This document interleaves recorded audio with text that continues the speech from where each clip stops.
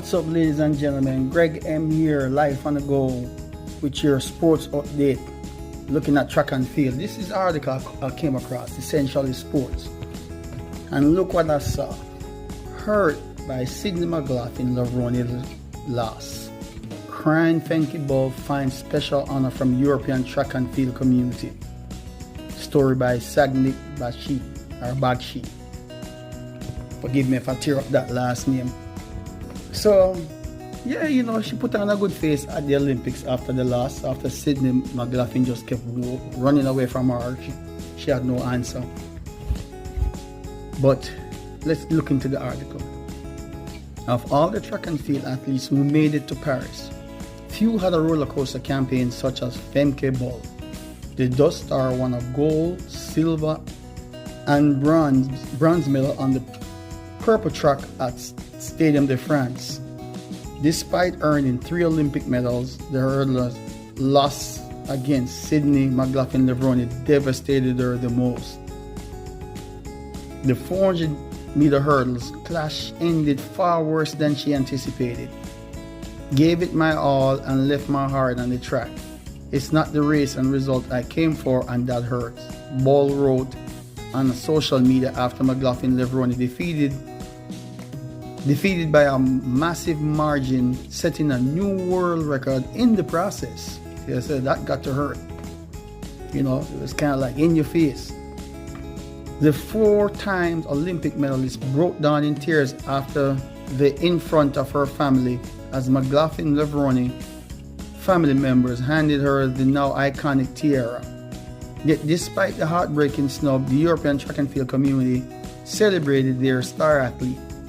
The official European athletic page uploaded dedicated to Instagram carousels for gold, silver, and bronze medal winners. Although Femke Bol didn't get her gold in treble, the community was proud, yes, making it to be all the albums. So I think, okay, it continues on. Thought the article stopped right there.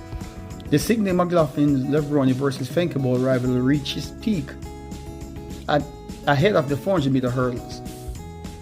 While the Americans set a world record in the event during the U.S. Olympic trials, the 24-year-old sprinter had established herself as McLaughlin-Levrone's biggest rival.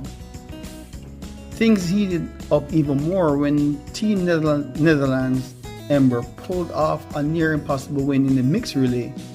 So when the rivals finally lined up for the 400-meter hurdles, the stakes and emotions had reached a fever pitch, or a fever peak.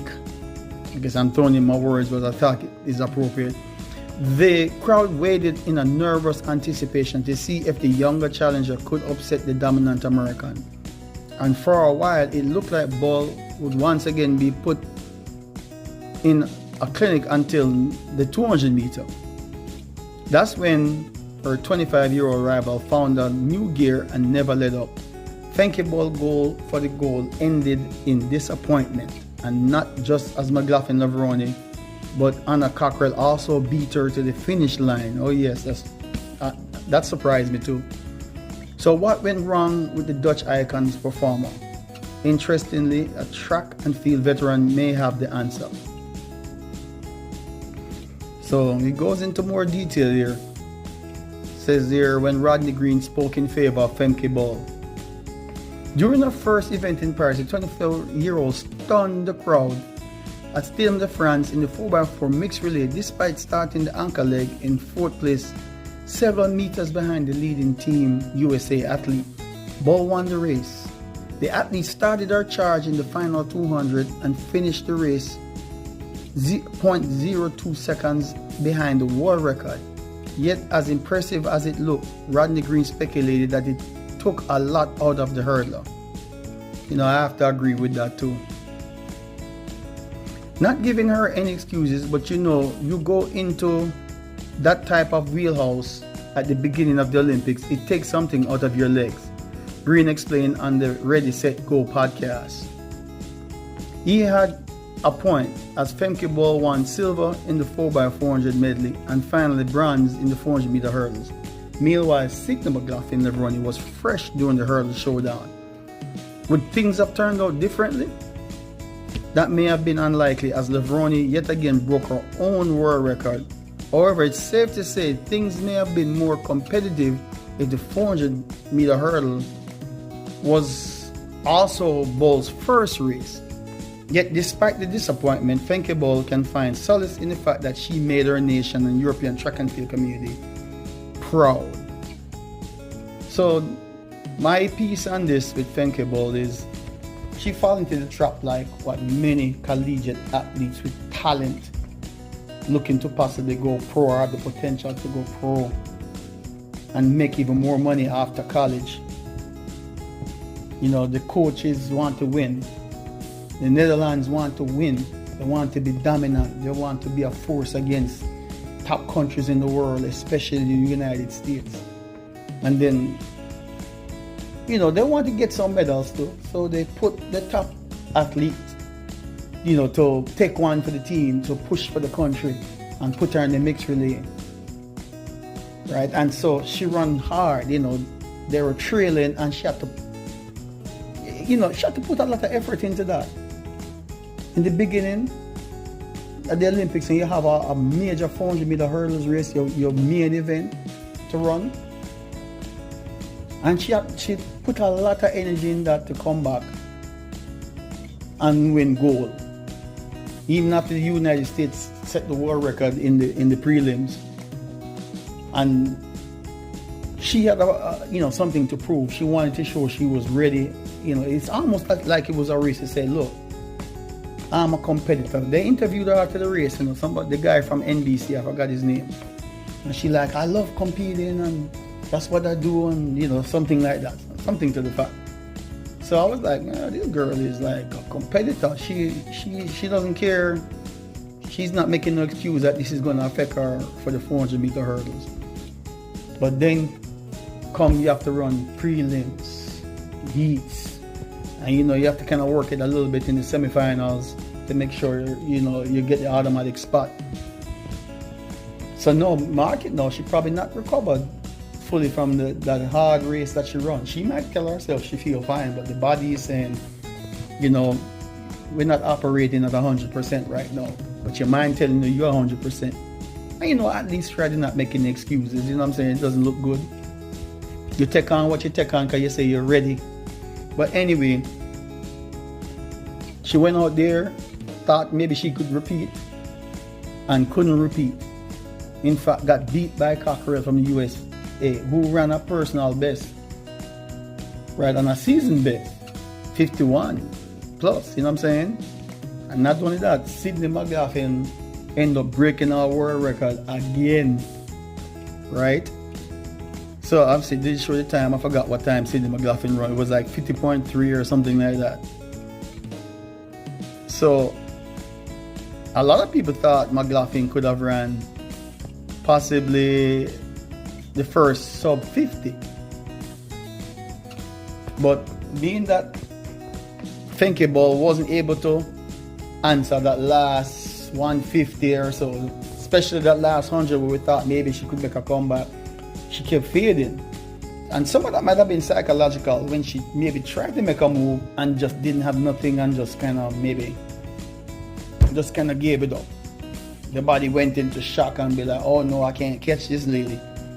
You know, she's in McLaughlin-Levrone, just kept going and looking strong. And imagine running behind that, seeing that and thinking, I'm going to try and catch that person. You put out something and you just feel, the body just feel. And not only that, you feel to the point where the other US runner, Anna Cockrell, came by you also, you couldn't even answer the challenge back her. I think when Cockrell pulled up alongside of her, she just kind of gave up. Because her main thing was to challenge McLaughlin, maybe run a 50 point again, or even better than the 50.95. And to be honest with you, I thought Femke Bol, after she hit that 50.95 for the first time, and actually watching her run out that comeback leg, I was a little bit concerned in the mixed relay. She did that comeback leg, and she looked smooth. So everybody was like, she looked good. She'll probably, you know, she have a day or two to recover before the 400-meter hurdles, and she'll manage her rounds. But the body couldn't handle it.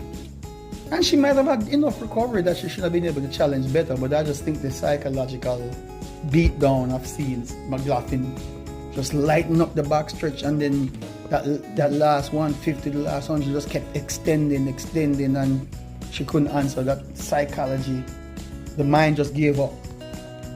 And because the mind gave up, her body also gave up to the point where she ended up in third. She's the second best 400-meter hurdler in the world. And psychology will do a thing, when your mind ain't right and your mind kind of give up on you, you tell yourself, I can't do it, I can't do this. She's too much. It's better to fight, like your coaches tell you, fight all the way down to the end. Run through the line. Keep pumping, but the 400 meters are technical race, it's jumping over hurdles. You're trying to get your steps right. And sometimes that day, for your main event, you just don't have an answer. Look what happened to Noah Lyles. Even though he's claiming he had COVID, I still think that's some kind of excuse though. But, I don't know. I guess they have the receipts to show that he tested positive or whatever. But, there's false positive and there's false negatives. All I know is allergies was acting up. Who knows? But anyway, back to this. All in all, Femke Bol is a superb runner. She's still young. The thing about it though, our country needs to let her focus on this event so she can be the best that she can. Right? Stop worrying about if you can win the most medals or catch up to the US in medal count or the rest of the world. That's a big thing, That's like all these colleges working their athletes to death to win a championship or to win as many races so the school can have credentials to say they're one of the best in the world or whatever. So let the athlete be good at what they do in the specialist event. And I think that kind of robbed Femke Bol from being the best that she could. Right? She had to get her mind ready from the mixed relays 400 flat 4 to come in and get her mind ready for the 400 meter hurdles with the type of caliber at least. And trust me, there's a lot of women out there, low 52s, mid 52s, had the potential to go 51s, which you have to push. Even if you run 50 points, you have to still push to beat those athletes if they're on top of their game. But all in all, she should still be proud. I mean, after all, you run mixed relays and then have to come back and run each semi-final and final, and you still place third. So that's just how it is. You just have to come back and get your head right. I would like to see her and McLaughlin go head to head when they're fresh now. Knowing McLaughlin, she's smart.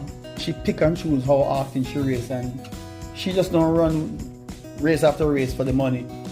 And she's probably thinking, I'm not going to interrupt riding high off of this win and another world record to go and end up not performing as good as the Olympics and get beat, finish the year with that magnificent win and come back next year where everything is clean slate, you start over again, you have to re-challenge yourself and what's the word I'm trying to say, fight off new challenges again from scratch. But next year is the World Championships. We still got Diamond League race, so I've not heard if there's going to be a matchup with Sydney McLaughlin-Levrone. I would like to see them match up again one more time. McLaughlin-Levrone, Femke Bol, Cockrell, my home girl from Jamaica that's running 52. A couple other people. Some other US runners too that can run 52 lows. But definitely see if Femke Bol can get the chance to show that she can test again for the sub 51 and go even lower than 50.95. Push McLaughlin. I think if McLaughlin had at least two other athletes running 50 point, also like 50.5, 50.6 had the capability, she would have eventually went sub 50.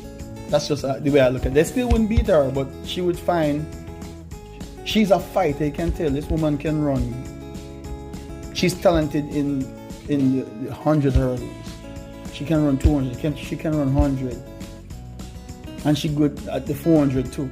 I mean, market, she run 48, what she run, 48.6 or something like that this year, and she doesn't even run the 400. It's not like she run a whole lot of 400. So, you know, and you see, you have to look at Sydney McLaughlin.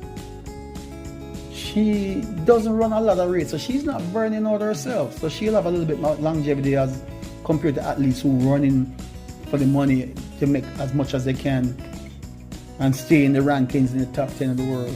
But when Sydney McLaughlin don't run that often, but when she does run, and she set the world record, she's probably making the money that most athletes run.